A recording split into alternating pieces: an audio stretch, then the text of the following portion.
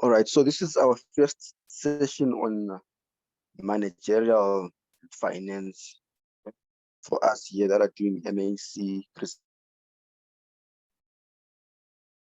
But next, we're going to people that to joining us on particular our module. So I think those of you that were there from first semester will remember how we conduct our classes. So your module, by the way, just a reminder, something that you already know is a combination of costing and right. So on this part of our course, we are now doing finance, but nonetheless, from next week again, we will be running costing sessions on the side, right? Costing sessions on the side. Let me just check. I think, okay, my network is a little bit bad. Let me just shift. Let me just shift to a different network. All right. Sorry about that huge pause. Okay, so I was saying, as norm, we are gonna be running costing sessions concurrent with the finance sessions because of the other guys that are doing their semester module. So which you are, by the way, going to be entitled to join. So when I compile the timetable, then I'm just gonna put, you will notice that MAC 3761 is gonna have 2 slots there.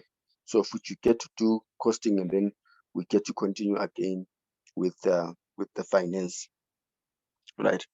So I think what we realize now with this module is just how rife plagiarism is.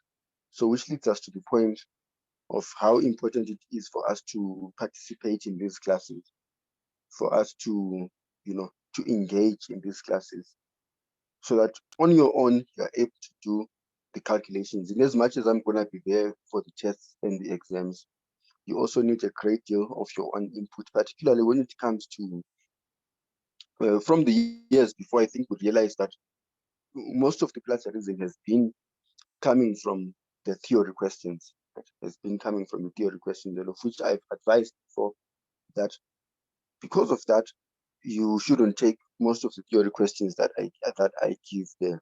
There should just be a guideline that you use. And most of the questions that we get, by the way, are pretty much repeated questions. They are the same, right? It's just going to be a different scenario. And yeah, basically just a different scenario. So we are basically applying the same points for a different scenario, right? So the only thing that you do is to take the points and then use it in the particular scenario that you're going to be given in the questions, right? That's what you're going to do. So what I send is basically a guideline. Maybe you just pick 1 or 2 points, and then the rest of the points you can use your own points there. So that will pretty much help you stay away from the plagiarism trap, right? And then of course, practicing on your own, you'll generally need to do a bit of practice on your own as well. And as I've already indicated before, my WhatsApp is open 24/7. I think the only time that I get busy is during the evenings, because I have classes, I think, every night, somewhere from between 7 and 9. But any other time, you can just text me if you have any questions with regards to this module. I'll be able to give you answers there. I'll be able to assist you. So it just takes, per topic, you just need to attempt just one question. Just one question will be helpful. So what we intend to do again this semester, our starting point, I think today, after we are done with this, I'm just going to send you a few videos that we did from last semester, which is stuff that we can expect to get from the test, right? I think I'll just send 2 videos there, of which I expect that the test is gonna be, it's gonna cover stuff that is video there. So, but what we are going to be doing different this semester, our starting point from next week, our classes, we are going to start off with questions. We're going to start tackling questions, right? And that's where we are going to start off on, right? So we'll do examination questions, so which is going to be both for costing and finance. We're going to be starting off with questions there, which is examination questions. So we want to look at the answering strategy, right? We want to look at our answering strategy, and then how we can also move away from plagiarism. So we are going to be on that. So I think maybe the first 2 weeks is just questions, right? And then again, and then we'll look into the module. Of course, we'll start off with the module content, and then somewhere in between again, we'll go back to the questions and then add a few other things that we would have picked up from there. So you'll realize that this is not a very big, it's not exactly a big module or a big part of the module. It's just a few things that had we been doing, say, a questions approach, I think this is something that can be done and finished in 2 weeks, right? Can basically be done and finished in 2 weeks.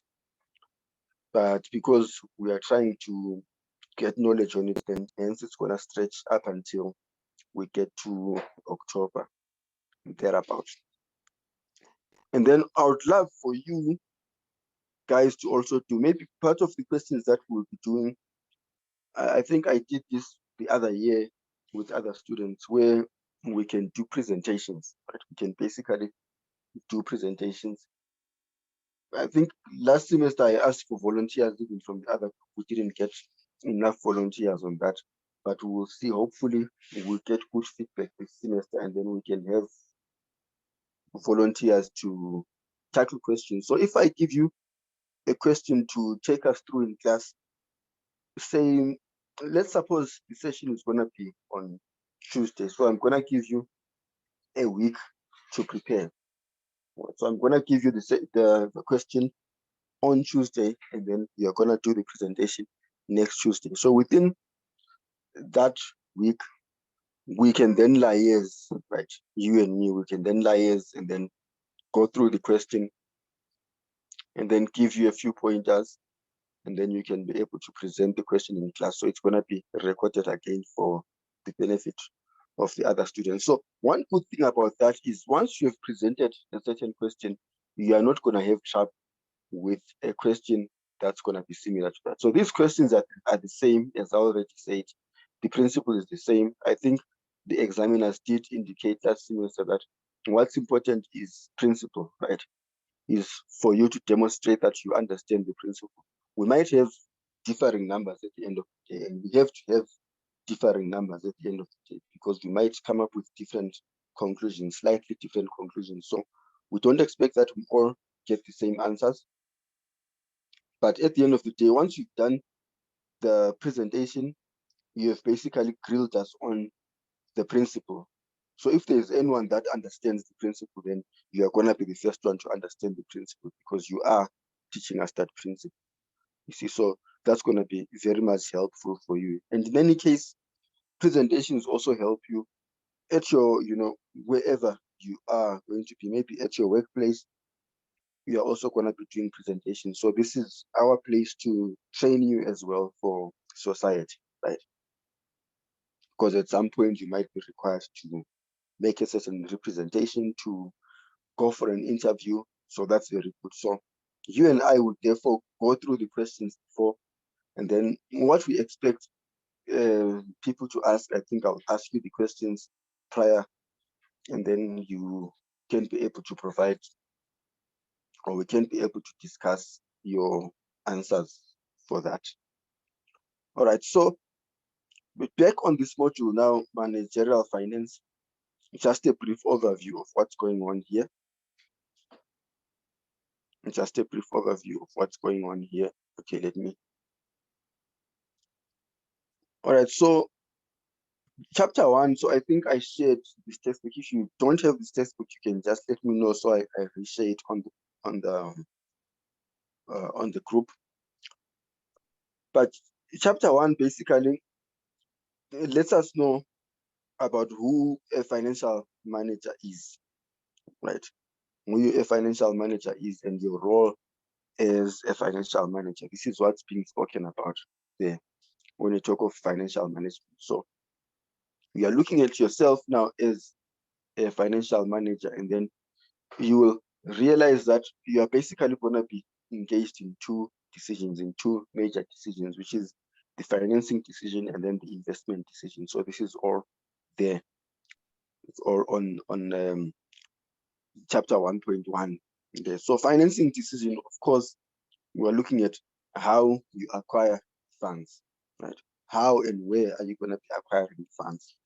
Right? So this is basically theory. Chapter 1 is basically theory, a continuation from the second level. I think this is covered in great detail on MEC 2602, right?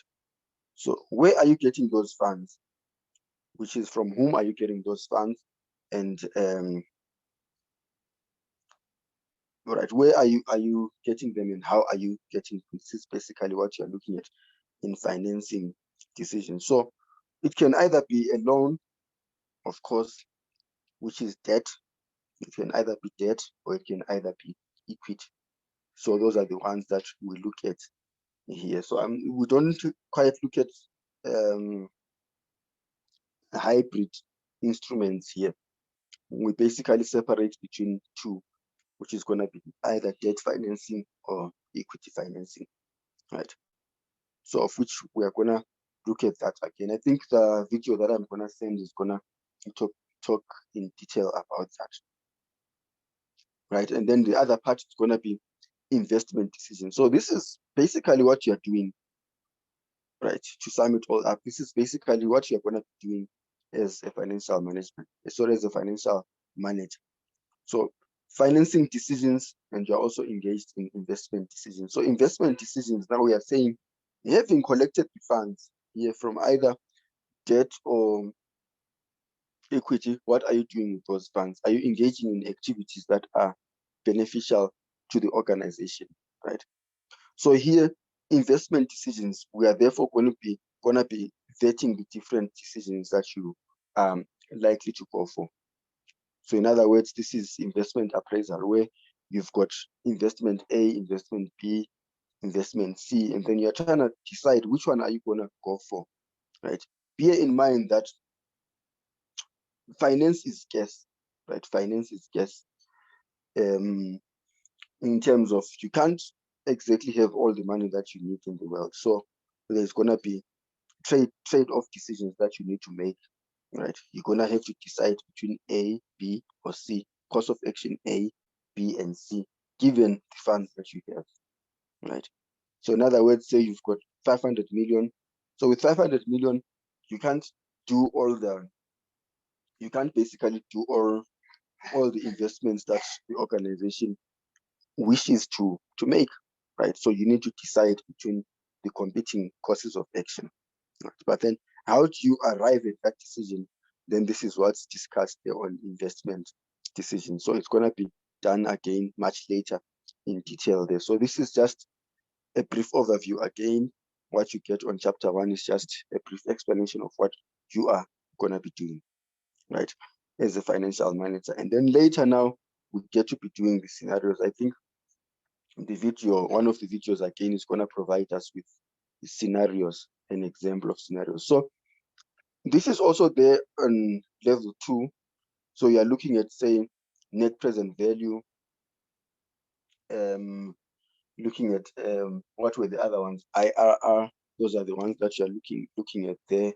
Accounting rate of return. Yeah, basically, those are the tools that you're going to be using to measure the goodness of your investments, right? And then, of course, 1.2 there, you'll be looking at the goal of the entity. Why, in any case, would you want to start an organization, right? And then from the perspective of financial manager, what is your goal there? So the goal is going to be shareholder maximization. So this is also this is also what you get there.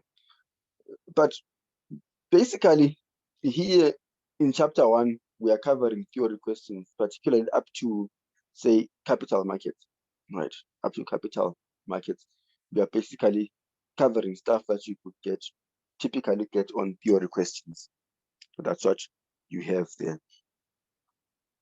The different stakeholder groups, I think we've got notes on these again, but the notes were adopted from textbook. We only removed things that are not quite relevant, right? Risk. So with risk, you are definitely going to get a question on risk, right? You are definitely going to get a question on risk. All the theory questions, or on pretty much most of the theory questions, you are going to be asked about what are the business risks, financial risks, and they even stretch it further to talk about ethical considerations, etc., environmental considerations. So you will definitely get questions on this. So this again, we're going to tackle on the question papers. Maybe we will do theory, we'll see. Okay, maybe we'll do theory as we go, as we move along, we'll be tackling those questions.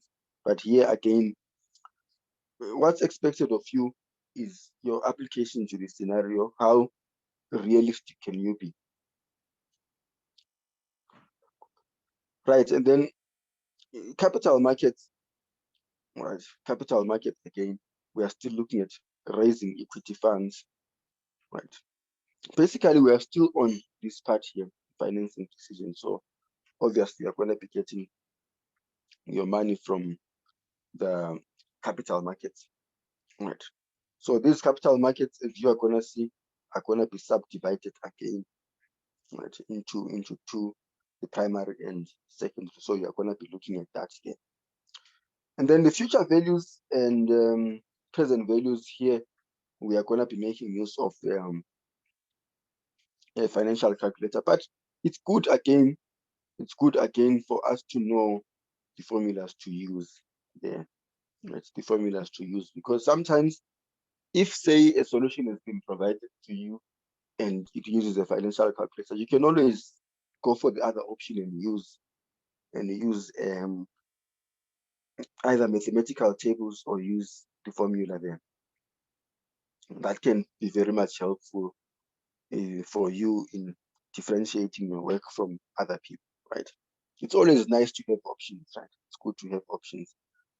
But here, you don't exactly get questions where they ask you to calculate the future value, they ask you to calculate the present value straight up like that. So it's going to be applied in the valuation of your shares and in the valuation of your debt.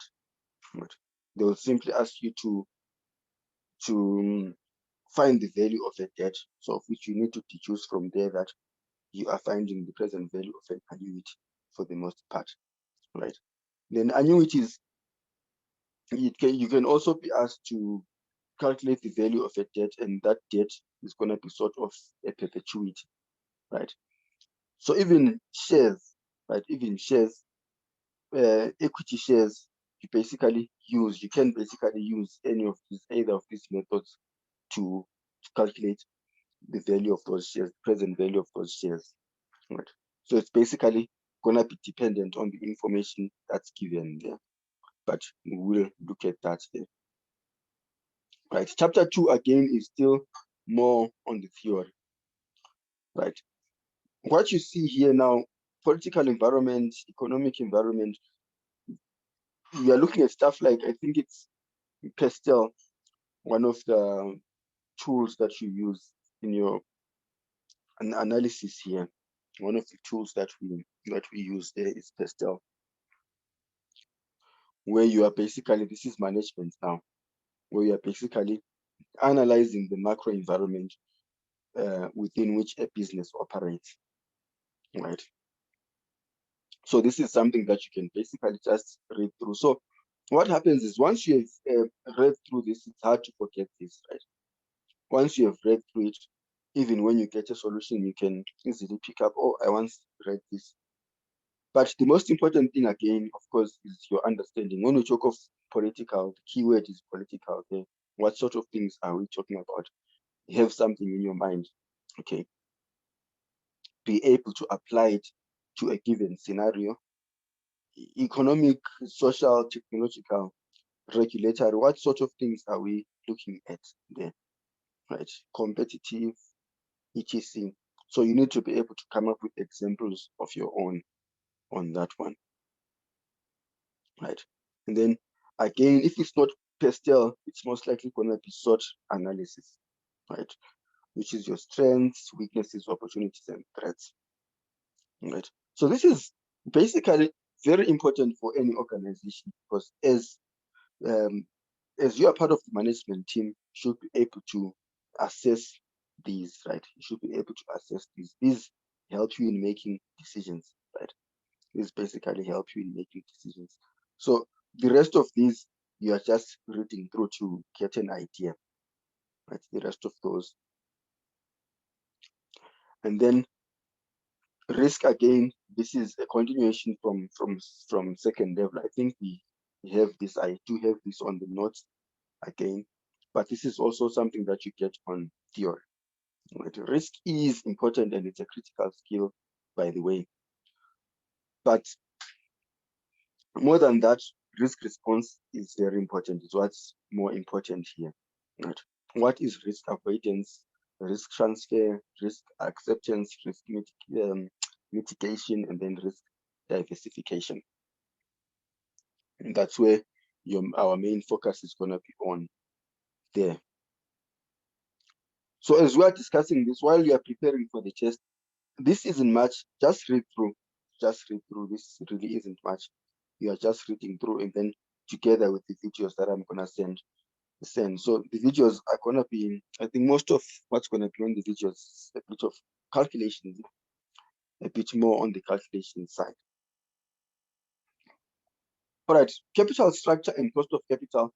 This is where our test is most likely going to come from. So there is a video on this, but I'll need you to appreciate the debt advantage and the debt disadvantage, which is why businesses go into debt. Debt is not exactly a bad thing, as you will see on the debt advantage. If you have read contemporary books on motivational books, I think if people are actually starting real estate now, you talk about how it's very much beneficial for you to use the bank's money instead of using your own money, right? So that's pretty much related to what's being spoken about here. What's the debt advantage? But now we are saying the debt advantage from the perspective of the organization. Right? Why would you go into debt? So the other option to debt, as we already spoke, is equity financing. So why would an organization go into debt instead of using equity? So we are basically comparing between those two, debt versus equity.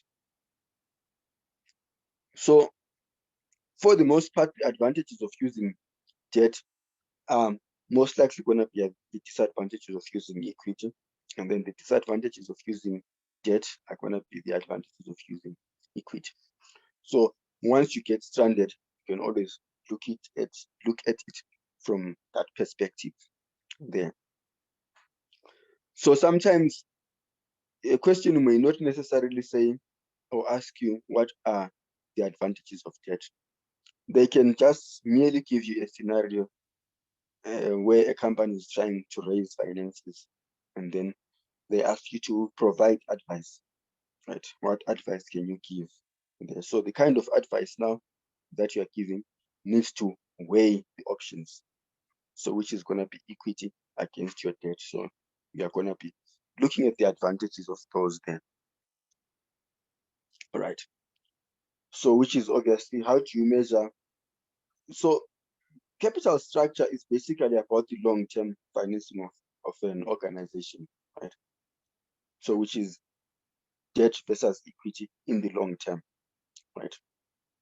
So if you are going to be looking at this on your statement of financial position, it's obviously going to be your equity and your liabilities. But the kind of liabilities that you are particularly looking at here are your non-current liabilities, which is long-term liabilities, which is something that you expect to be part of the permanent capital of an organization.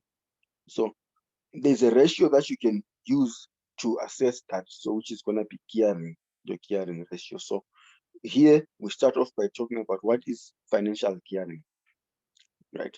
So of which we are basically measuring the level of debt within that capital structure, right? Okay, and then there's going to be the traditional capital structure. So the traditional capital structure theory, and then this one here, the M&M theory. So at this point here, you are basically going to be looking at the cost of capital. So what is cost of capital? To sum it up, cost of capital, you are basically looking at the obvious scenario that when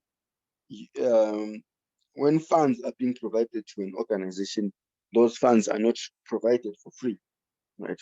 They come at a cost, right? So we therefore talk about the cost of equity and cost of debt. So cost of equity is going to be KE, denoted as KE. Cost of debt is going to be denoted as KD, right? So whenever you see your K, you are dealing with the cost of capital. So which is basically the percentage return that the providers of capital expect to get. So in other words, when you go to the bank and you get a loan, they're going to tell you that, okay, you need to, this loan is basically 10% per annum, for example. So if it's going to be 10% per annum, then your cost of that debt is going to be 10%, right? So based on the principles of present value and future value, then there are going to be instances where we need to calculate this cost of capital, right? So which can either be your KE or your KD. So there are going to be those instances. So here on 4.6 and 4.7, they basically talk about which is the optimum level of KE, right? So part of your goal as a financial manager is to minimize your cost of capital. You don't want to get capital that is too expensive, right? Otherwise, you'll be running at a loss. You can't get a loan. I mean, like from the loan sharks, I think they want like 45%, 50%. So that's very expensive. The cost of that kind of capital is very expensive if your profit margins are somewhere there also. It can be expected that your profit margins maybe could be on 20%, you see, but no matter how big your profit margins are, you always want to go for the cheaper option, right? So when you look at the traditional versus the M&M here, you are trying to look at the optimum mix between your debt and equity. So one of those is cheaper than the other. One of those is cheaper than the other. So, but what's the best mix between the two, right? Should you go all equity? Should you go all debt, or should you go somewhere in between? So that's what we are looking at there between those two theories. And then when you talk of the arbitration process is linked with the M&M theory there, right? So that's what we are basically talking about there. And then the cost of capital, ordinary equity, retained earnings, and then share preference and debt. Right? So ordinary equity and retained earnings, this is all equity, so it's going to be captured on your KE there, which is your required return of your equity providers. And then preference shares is going to be your KP, and then your debt is your KD, right? The video, I think, is going to provide a bit of light on that, right? So having identified what these are and you possibly know how to calculate these, you will then go through the weighted average cost of capital calculation. So this usually comes, and we use the table format in our calculations for the weighted average cost of capital. So which means once we are getting to this point, we must be able to calculate our cost of capital, which is going to be given as a percentage, which is going to be given as a percentage. And then using these here present value formulas, and we should be able to calculate the market values of our instruments, right? Then we use that information as input there in our calculations for the weighted average cost of capital. So it's highly likely that we will get these questions because it's very important. But we will see from there. Okay, so part of the input there is gonna be stuff that's taken from the capital asset pricing model there, which is CAPM, right? So this is basically a method that we use to find the value of our equity, the market value of our equity, to estimate the values of our equity and to estimate the values of our, or the percentages here on the cost of capital. So you're either going to be using your capital asset pricing model or Gordon's dividend growth model, right? So with the capital asset pricing model, this one pretty much applies much to you pretty much get this on your ordinary equity at this point. And then you could also use Gordon's method here, depending on what's given, right? You could also use Gordon's method, but we will see, I think, on the video there. I think I explained that. And then Gordon's method is used also on your preference shares, but bearing in mind that the growth rate on your preference shares is 0. So it's basically the same method, but with a growth rate of 0, right? And then debt for the most part, we are basically using your present values, your present value calculations, but we will see. But we basically don't need to be limited to a method. You need to be versatile in your thinking, where you can quickly adjust to any method that's given. So to any method, given the circumstances, given the information that you have per question, right? You should be able to maneuver through the different methods. So this is just a matter of tackling one question. Just one calculation is enough for you to not forget this. All right. And then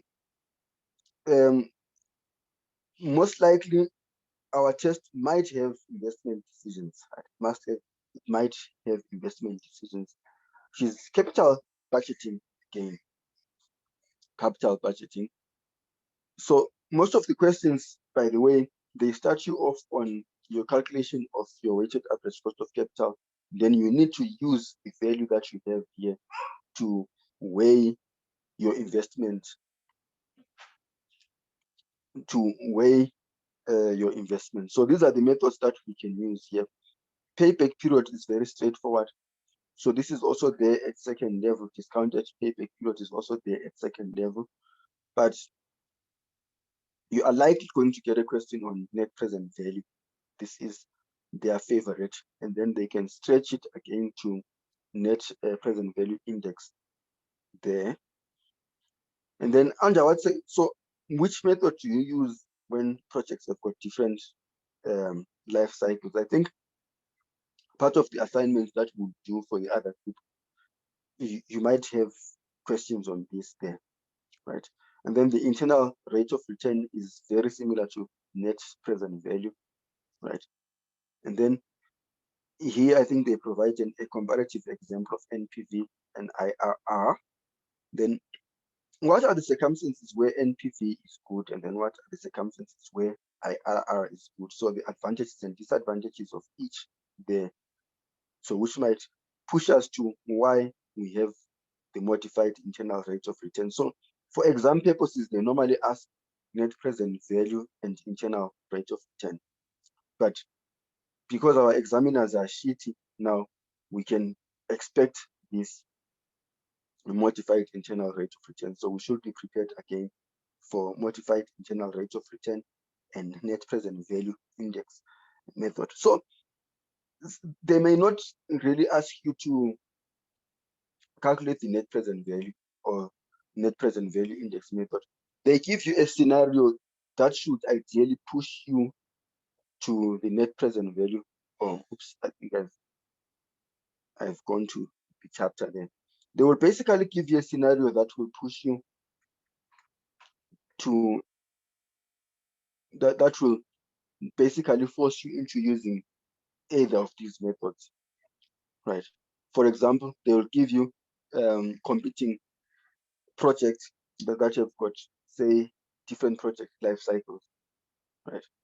And then they will ask you to decide between the two. So the markers, the examiners believe you know which method you have to use there.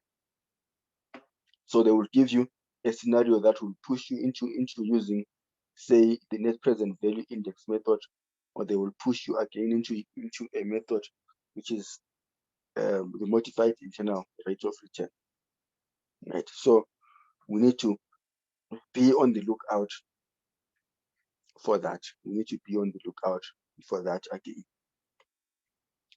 right? And then of course, investment decisions. I don't expect much on this. I don't think we could have gotten this far by now, right?